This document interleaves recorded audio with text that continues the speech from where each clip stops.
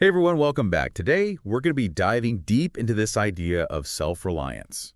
It's a concept that's, well, it feels incredibly timely, even though it comes from a philosopher, Ralph Waldo Emerson, who was writing back in the 1800s in America. Yeah, it's amazing how relevant Emerson's stuff still is today. I mean, you think about it, we're constantly bombarded with all these messages telling us who to be, what to buy.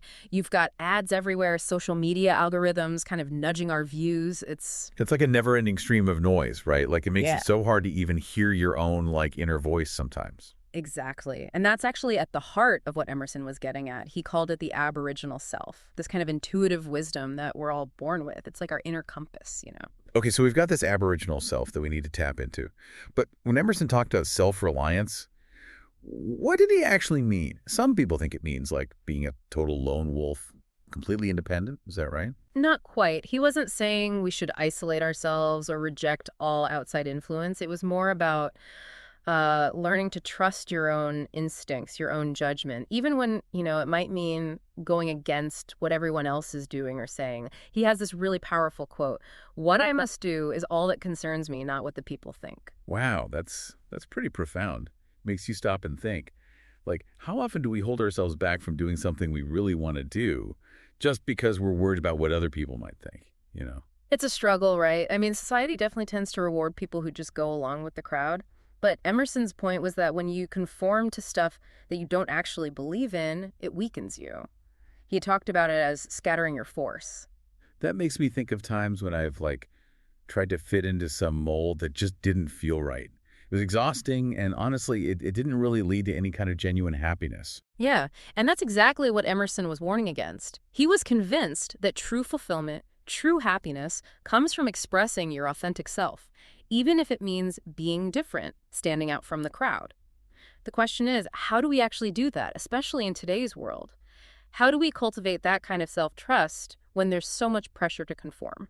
That's the million-dollar question, right? Okay. But luckily, Emerson actually gave us some pretty practical guidance on that, didn't he? He did.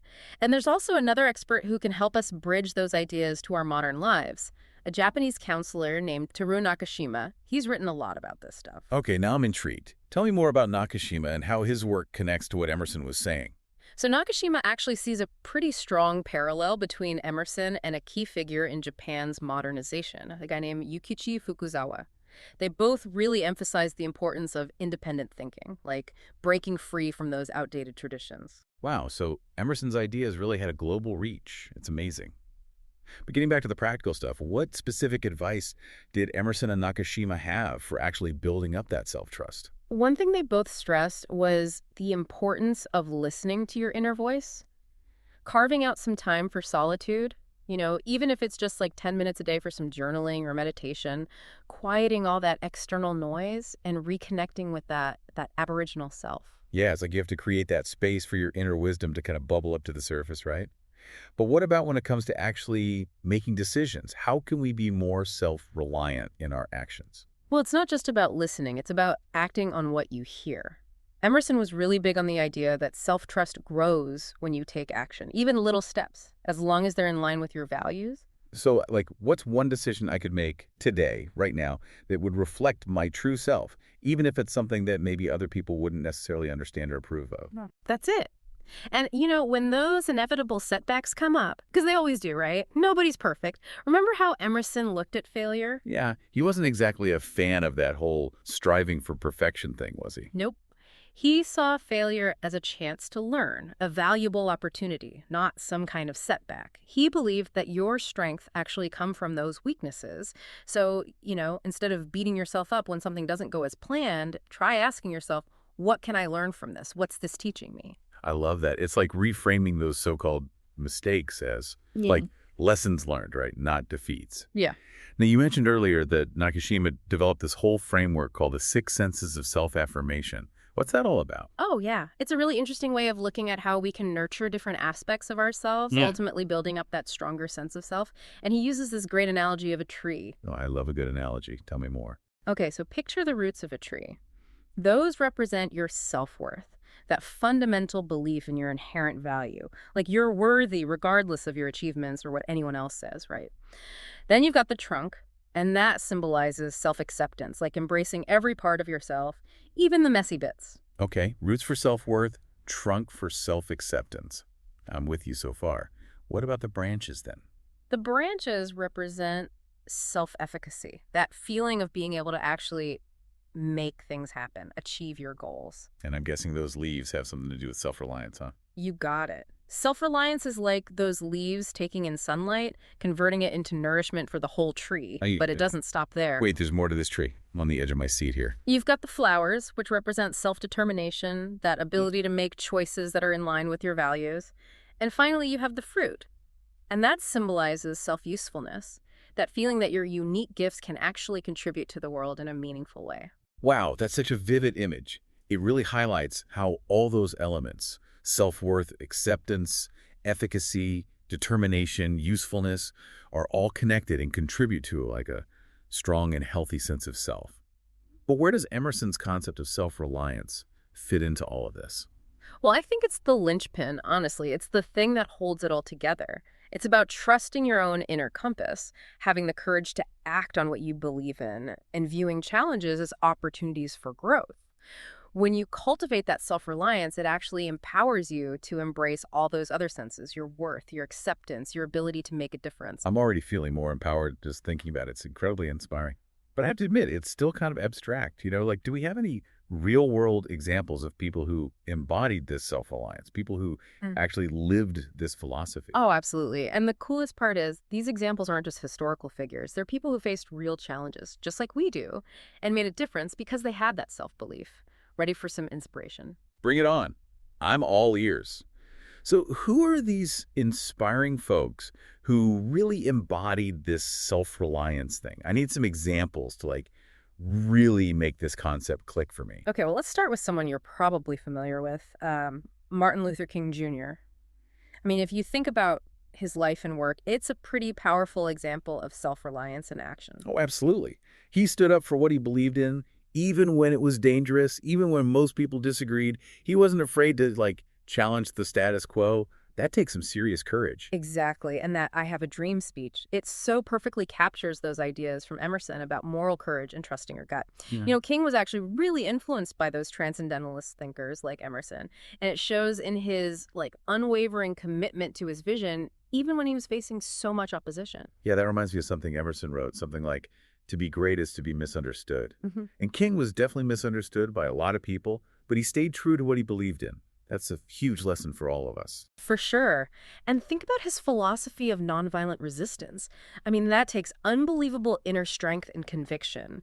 He was willing to face violence with peace, trusting that love would ultimately win out. That's self-reliance on a whole other level, trusting in something bigger than yourself, even when the world around you feels like it's falling apart. It's so inspiring.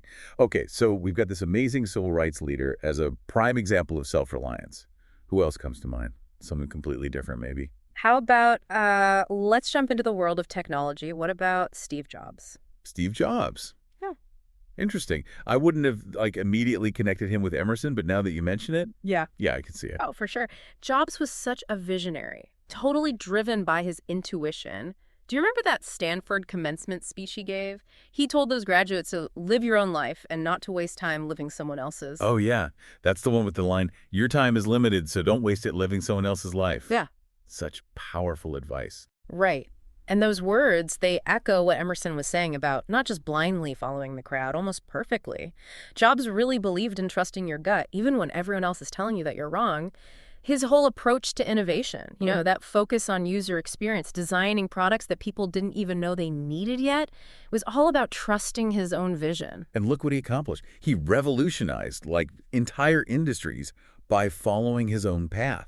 That's a pretty incredible example of how self-reliance can create real change in the world. But it also makes me think, wasn't Jobs also known for being, really demanding, maybe even difficult to work with? Does that kind of come with the territory of being self-reliant? That's a great question. And I think it brings up this point that self-reliance isn't about becoming some perfect, flawless person. It's about trusting that inner voice, even when it leads you down a path that's, maybe a little unconventional. And yeah, sometimes that might mean ruffling some feathers, challenging the way things have always been done. But as Emerson said, for nonconformity, the world whips you with its displeasure. It's kind of the price you pay for being true to yourself. That's true. It's definitely not always easy to be self-reliant. It takes courage to stand up for what you believe in, especially when you're facing resistance. Absolutely. And it's not just about these big sweeping gestures or changing the world. It's those everyday choices, big or small, where you decide to honor your own truth, even if it's something as simple as saying no when you don't want to do something or voicing your opinion when everyone else seems to agree. So it's more about those small acts of courage that kind of build up over time, like Yeah. exercising that self-reliance muscle. Yeah, exactly. And the more you use that muscle, the stronger it gets. You start trusting your own judgment more, and you become less influenced by all those external pressures and opinions. That makes a lot of sense. It's like anything else, right? Yeah, The more you practice, the better you get. totally. Now, speaking of practice, let's circle back to those 6 senses of self-affirmation for a second. We talked about self-worth and self-acceptance, those roots and the trunk of our metaphorical tree. But what about those branches? That sense of self-efficacy, that belief in your ability to actually make things happen. How do we cultivate that? That's a great question. Because believing in yourself is one thing, but actually feeling capable of achieving your goals, that's a whole other ballgame. Yeah. What did Emerson and Nakashima have to say about boosting that self-efficacy? Well, they both really emphasized the power of taking action, of actually doing stuff that aligns with those values and aspirations you have. It's not enough to just think about what you want to achieve. You got to take concrete steps to get there. So it's like the old saying, actions speak louder than words. Exactly. It's about taking those steps, even when they seem small, maybe even insignificant at first. Because each action, each success, no matter how small, builds your confidence and reinforces that belief of, hey, I can do this. That reminds me of something I read about forming new habits. Yeah. The advice was to start small, like ridiculously small, so that you're almost guaranteed to succeed. Like, if you want to start exercising, don't try to commit to an hour at the gym every day right away. Start with just 5 minutes. That's a perfect example. It's about setting yourself up for success and building that momentum gradually. And it applies to building self-reliance, too. Start with those small acts of self-trust, and as you gain confidence, you'll naturally feel more equipped to handle bigger challenges. I love that. It makes self-reliance seem way more approachable and attainable. But what about those other senses? You mentioned self-determination and self-usefulness. How do those fit into the picture? Right. So self-determination is all about making those choices that align with your values, even when it's tough, even when it's unpopular. It's about being the captain of your own ship, as they say. And self-usefulness, that's about recognizing those unique gifts and talents you have and using them to, actually contribute something positive to the world. So it's not just about being independent and self-sufficient, but also about using your abilities to, make a difference. That adds a whole other dimension to self-reliance. Exactly. It's about knowing that you have something valuable to offer and then having the courage to share it. And it doesn't have to be something huge or world-changing. Yeah. It could be simple as being a good friend, a supportive family member, or a helpful coworker. It's about using those talents and strengths you have to make a positive impact, no matter how small. I love that perspective. It makes self-reliance feel less about ego and more about contributing to something bigger than yourself. Yeah. It's like we're all part of this interconnected web, and our individual acts of self-reliance can actually strengthen the whole thing. That's a beautiful way to put it. And it goes back to Emerson's belief in the inherent goodness of humanity and the potential we all have.